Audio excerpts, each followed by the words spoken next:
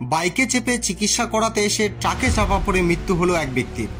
সোমবার দুপুরে এই মর্মান্তিক ঘটনাটি ঘটে দিনহাটা শহরের গোপালনগর এলাকায়। মৃত ব্যক্তির নাম জানা গিয়েছে বাবলু প্রামাণিক। তিনি তার ছেলের বাইকে চেপে দিনহাটা এসেছিলেন চিকিৎসক দেখাতে। হঠাৎ করে গোপালনগর এলাকায় তার ছেলের বাইক থেকে পড়ে যান বাবলুবাবু। ঠিক সেই সময় ওই এলাকা দিয়ে যাচ্ছিল একটি ট্রাক, আর এতেই ঘটে দুর্ঘটনা। ট্রাকে চাপা পড়ে ঘটনাস্থলে মৃত্যু হয় বাবলু প্রামাণিকের।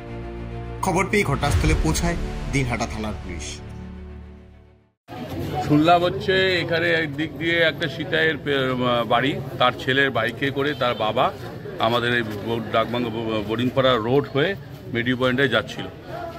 উল্টাবাস থেকে গোপালনগরের পথে, উল্টাবাস থেকে যাওয়ার পথে আমার বাড়ির থেকে পাশে 10 বাড়ি পরেই একটা ট্রাক উল্টাবাসে ক্রসিং হওয়ার ফলে এই দুর্ঘটনাটা ঘটে।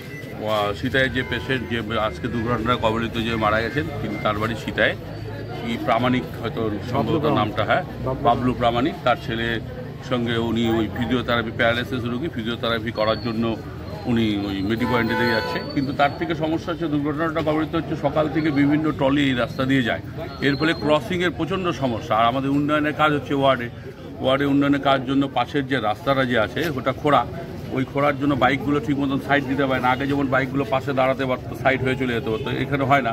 এর ফলে হয়তো কোনো রকম অ্যাক্সিডেন্টটা হয়েছে। অ্যাক্সিডেন্টও দুর্ভাগ্যজনক ঘটনা, কিন্তু আমি চেষ্টা করব প্রশাসনের সাথে কথা বলে, আমাদের মন্ত্রী মহাশয়ের সাথে কথা বলে, যে এই রোডের জন্য দুটা স্পিকার বামগুলো যে হয় সেই বামের ব্যবস্থা করার জন্য সাথে কথা বলে আমি দেখি আজকে কথা বলবো যে এখানে ট্রলিগুলো দিয়ে প্রতিদিন যে এখানে মাটি আছে তার রুলসটা কি, সেই রুলসটা কি আছে আমার ঠিক জানা নেই। ঠিক আছে, এবার ট্রলি তো প্রতিদিন যাচ্ছে, বিগত কয়েকদিন ধরে ট্রলি ভর্তি গাড়ি সারা দিন রাত চলছে।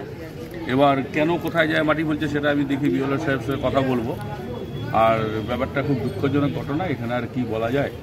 আমি নাম হচ্ছে তাপস দাস বিজু, আমি এই ওয়ার্ডের কাউন্সিলর যে মিঠু দাস তার হাতে। আপনারা দেখছেন নর্থ বেঙ্গল সমাচার, উত্তরের বার্তা, সত্যের পথে।